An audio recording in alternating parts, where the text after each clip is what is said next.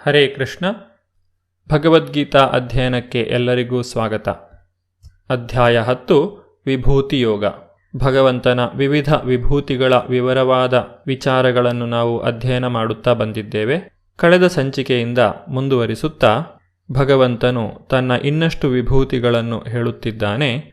ವೃಷ್ಣೀನಾಂ ವಾಸುದೇವೋಸ್ಮಿ ಪಾಂಡವಾನಾಂ ಧನಂಜಯಃ ಮುನೀನಾಮಪ್ಯಹಂ ವ್ಯಾಸಃ ಕವೀನಾಂ ಉಶನಾ ಕವಿಃ. ಅನುವಾದ: ವೃಷ್ಣಿ ವಂಶದವರಲ್ಲಿ ನಾನು ಸಾಮವೇದ, ಪಾಂಡವರಲ್ಲಿ ನಾನು ಅರ್ಜುನ, ಋಷಿಗಳಲ್ಲಿ ನಾನು ವ್ಯಾಸ, ಮಹಾಚಿಂತಕರಲ್ಲಿ ನಾನು ಉಶನ. ಈ ಶ್ಲೋಕದಲ್ಲಿ ಹೆಸರಿಸಿರುವ ವಾಸುದೇವನು ಬಲದೇವ ಅಥವಾ ಬಲರಾಮ. ಆತನು ಎಲ್ಲ ಅವತಾರಗಳ ಆದಿಮೂಲ. ಪಾಂಡುವಿನ ಮಕ್ಕಳಲ್ಲಿ ಅರ್ಜುನನು ಧನಂಜಯನೆಂದು ಹೆಸರಾದವನು. ಆತನು ಪುರುಷಶ್ರೇಷ್ಠ, ಆದ್ದರಿಂದ ಶ್ರೀಕೃಷ್ಣನನ್ನು ಪ್ರತಿನಿಧಿಸುತ್ತಾನೆ. ಮುನಿಗಳಲ್ಲಿ ಅಥವಾ ವೇದಗಳನ್ನು ಬಲ್ಲ ವಿದ್ವಾಂಸರಲ್ಲಿ ವೇದವ್ಯಾಸರೇ ಎಲ್ಲರಿಗಿಂತ ಶ್ರೇಷ್ಠರು. ಕಲಿಯುಗದಲ್ಲಿ ಜನಸಾಮಾನ್ಯರಿಗೂ ವೇದಗಳು ತಿಳಿಯಲೆಂದು ವೇದಗಳನ್ನು ಬೇರೆ ಬೇರೆ ರೀತಿಗಳಲ್ಲಿ ಅವರು ವಿವರಿಸಿದ್ದಾರೆ. ಯಾವುದಾದರೊಂದು ವಿಚಾರವನ್ನು ಕೂಲಂಕುಷವಾಗಿ ಯೋಚಿಸಬಲ್ಲವರನ್ನು ಕವಿಗಳು ಎಂದು ಕರೆಯುತ್ತಾರೆ. ಇಲ್ಲಿ ಉಶನಾ ಕವಿ ಎಂದರೆ ಶುಕ್ರಾಚಾರ್ಯರು. ಅವರು ದೂರದೃಷ್ಟಿಯ ರಾಜನೀತಜ್ಞರು. ಆದ್ದರಿಂದ ಶುಕ್ರಾಚಾರ್ಯರು ಶ್ರೀಕೃಷ್ಣನ ಮಹಿಮೆಯ ಮತ್ತೊಬ್ಬ ಪ್ರತಿನಿಧಿ. ದಂಡೋ ದಮಯತಾಮಸ್ಮಿ ನೀತಿರಸ್ಮಿ ಜಿಗೀಷತಾಂ ಮೌನಂ ಚೈವಾಸ್ಮಿ ಗುಹ್ಯಾನಾಂ ಜ್ಞಾನಂ ಜ್ಞಾನಾವತಾಮಹಂ. ಅನುವಾದ: ಶಾಸನ ಅವಿಧೇಯತೆಯನ್ನು ದಮನ ಮಾಡುವ ರೀತಿಗಳಲ್ಲಿ ನಾನು ಶಿಕ್ಷೆ, ಜಯವನ್ನು ಅರಸುವವರಲ್ಲಿ ನಾನು ನೀತಿ, ಗುಹ್ಯ ವಿಷಯಗಳಲ್ಲಿ ನಾನು ಮೌನ, ಜ್ಞಾನಿಗಳ ಜ್ಞಾನ ನಾನು. ದುಷ್ಕರ್ಮಿಗಳನ್ನು ದಮನ ಮಾಡುವ ಸಾಧನವು ಶ್ರೀಕೃಷ್ಣನ ಪ್ರತಿನಿಧಿ. ಯಾವುದಾದರೂ ಕಾರ್ಯಕ್ಷೇತ್ರದಲ್ಲಿ ವಿಜಯವನ್ನು ಸಾಧಿಸಲು ಪ್ರಯತ್ನಿಸುವವರ ನಡುವೆ ಅತ್ಯಂತ ಜಯಶಾಲಿ ಅಂಶ ನೀತಿ. ಶ್ರವಣ, ಚಿಂತನ ಮತ್ತು ಧ್ಯಾನ ಈ ಗುಹ್ಯ ಚಟುವಟಿಕೆಗಳಲ್ಲಿ ಮೌನವೇ ತುಂಬ ಮುಖ್ಯ. ಮೌನದಿಂದ ಮನುಷ್ಯನು ಬಹುಶೀಘ್ರವಾಗಿ ಮುಂದುವರಿಯಬಲ್ಲ. ಭಗವಂತನ ಮೇಲ್ಮಟ್ಟದ ಮತ್ತು ಕೆಳಮಟ್ಟದ ಪ್ರಕೃತಿಗಳ ನಡುವೆ ವ್ಯತ್ಯಾಸವನ್ನು ಕಾಣಬಲ್ಲವನು ಜ್ಞಾನಿ. ಇಂತಹ ಜ್ಞಾನವು ಸ್ವಯಂ ಶ್ರೀಕೃಷ್ಣನೇ ಆಗಿದ್ದಾನೆ. ಯಚ್ಚಾಪಿ ಸರ್ವಭೂತಾನಾಂ ಬೀಜಂ ತದಹಮರ್ಜುನ ನಾತದಸ್ತಿ ವಿನಾ ಯತ್ ಸ್ಯಾತ್ ಮಯಾ ಭೂತಂ ಚರಾಚರಂ. ಅನುವಾದ: ಅರ್ಜುನ, ಇದಲ್ಲದೆ ನಾನು ಎಲ್ಲ ಅಸ್ತಿತ್ವಗಳಲ್ಲಿ ಉತ್ಪಾದಿಸುವ ಬೀಜ. ನಾನಿಲ್ಲದೆ ಚರಾಚರವಾದದ್ದು ಯಾವುದೂ ಇರಲು ಸಾಧ್ಯವಿಲ್ಲ. ಪ್ರತಿಯೊಂದಕ್ಕೂ ಒಂದು ಕಾರಣವಿದೆ. ಆ ಅಭಿವ್ಯಕ್ತಿಯ ಕಾರಣ ಅಥವಾ ಬೀಜವು ಶ್ರೀಕೃಷ್ಣ. ಶ್ರೀಕೃಷ್ಣನ ಶಕ್ತಿಯಿಲ್ಲದೆ ಏನೂ ಇರಲು ಸಾಧ್ಯವಿಲ್ಲ. ಆದ್ದರಿಂದ ಅವನನ್ನು ಸರ್ವಶಕ್ತ ಎಂದು ಕರೆಯುತ್ತಾರೆ. ಅವನ ಶಕ್ತಿಯಿಲ್ಲದೆ ಚಲಿಸುವುದಾಗಲಿ ಚಲಿಸದೇ ಇರುವುದಾಗಲಿ ಇರಲು ಸಾಧ್ಯವಿಲ್ಲ. ಕೃಷ್ಣನ ಶಕ್ತಿಯ ಆಧಾರವಿಲ್ಲದ ಯಾವುದೇ ಅಸ್ತಿತ್ವವನ್ನು ಮಾಯೆ ಎಂದು ಕರೆಯುತ್ತಾರೆ. ನಾಂತೋಸ್ತಿ ಮಮ ದಿವ್ಯಾನಾಂ ವಿಭೂತೀನಾಂ ಪರಂತಪ ಏಷಾತುದ್ದೇಶತಾ ಪ್ರೋಕ್ತೋ ವಿಭೂತೇರ್ವಿಸ್ತರೋ ಮಯಾ. ಅನುವಾದ: ಶತ್ರು ವಿಜೇತನಾದ ಅರ್ಜುನನೇ, ನನ್ನ ದೈವಿ ಅಭಿವ್ಯಕ್ತಿಗಳಿಗೆ ಕೊನೆಯೇ ಇಲ್ಲ. ನಾನು ನಿನಗೆ ಹೇಳಿರುವುದು ನನ್ನ ಅನಂತ ಸಿರಿಗಳ ಒಂದು ಸೂಚನೆಯಷ್ಟೇ. ಭಗವಂತನ ಸಿರಿಗಳಿಗೆ ಮಿತಿಯೇ ಇಲ್ಲ. ಆತನ ಎಲ್ಲ ಸಿರಿ ಸಂಪತ್ತುಗಳನ್ನು ವಿವರಿಸಲು ಸಾಧ್ಯವಿಲ್ಲ.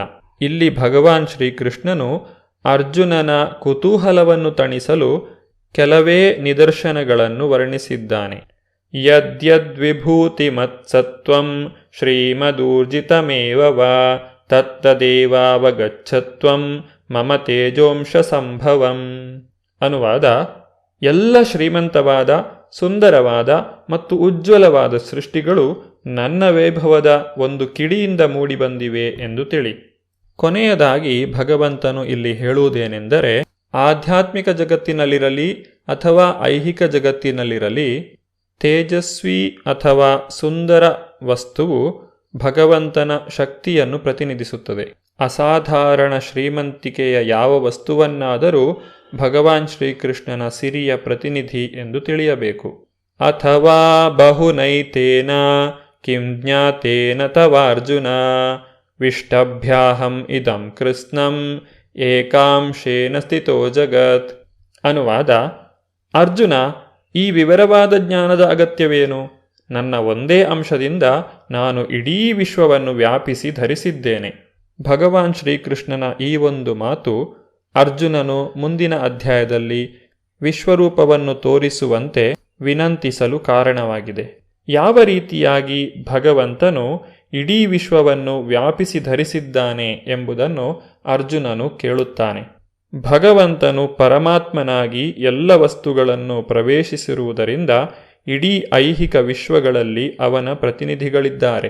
ಅತ್ಯಂತ ಬೃಹತ್ತಾದ ಜೀವಿಯಾದ ಬ್ರಹ್ಮನಿಂದ ಪ್ರಾರಂಭಿಸಿ ಅತ್ಯಂತ ಸಣ್ಣ ಇರುವೆಯವರೆಗೆ ಎಲ್ಲವೂ ಅಸ್ತಿತ್ವದಲ್ಲಿರುವುದಕ್ಕೆ ಭಗವಂತನೇ ಕಾರಣ. ಏಕೆಂದರೆ ಆತನು ಪ್ರತಿಯೊಂದನ್ನು ಪ್ರವೇಶಿಸಿದ್ದಾನೆ ಮತ್ತು ಪಾಲಿಸುತ್ತಿದ್ದಾನೆ.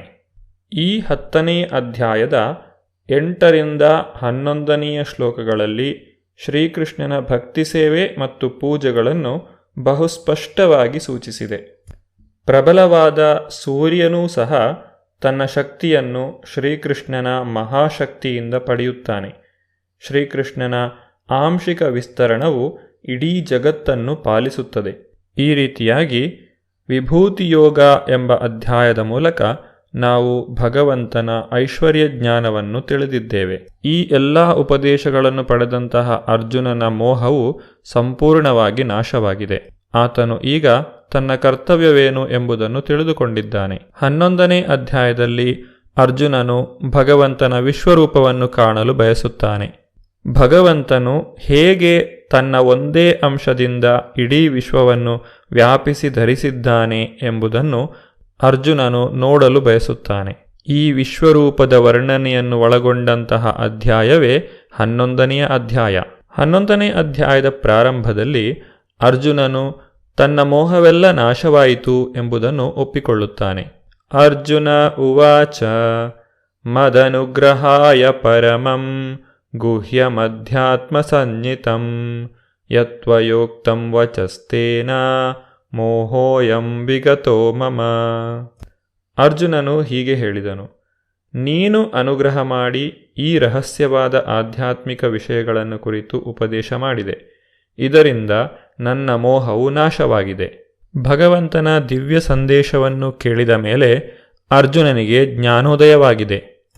ಭಗವಾನ್ ಶ್ರೀಕೃಷ್ಣ ಕೇವಲ ತನ್ನ ಸ್ನೇಹಿತ ಮಾತ್ರ ಅಲ್ಲ, ಆತನು ದೇವೋತ್ತಮ ಪರಮಪುರುಷ ಎಂಬುದನ್ನು ಅವನು ಅರ್ಥ ಮಾಡಿಕೊಂಡಿದ್ದಾನೆ. ತಾನೇನನ್ನು ಅರ್ಥ ಮಾಡಿಕೊಂಡಿದ್ದಾನೋ ಅದನ್ನು ಇತರರಿಗೂ ತಿಳಿಸಲು ಬೇಕಾಗಿ ಮತ್ತು ಇತರರಿಗೆ ಪ್ರಮಾಣಭೂತವಾಗಿ ಭಗವಂತನ ದಿವ್ಯಸ್ಥಾನವನ್ನು ಅರ್ಥ ಮಾಡಿಸಲು ಬೇಕಾಗಿ ವಿಶ್ವರೂಪವನ್ನು ತೋರಿಸುವಂತೆ ಭಗವಂತನನ್ನು ವಿನಂತಿಸಿಕೊಳ್ಳುತ್ತಾನೆ. ಭಗವಂತನ ವಿಶ್ವರೂಪವು ಭಯಂಕರವಾದುದು. ಅರ್ಜುನನಾಗಲಿ ಅಥವಾ ಯಾರೇ ಆಗಲಿ ಈ ವಿಶ್ವರೂಪವನ್ನು ಕಂಡಾಗ ಭಯಗೊಳ್ಳುತ್ತಾರೆ.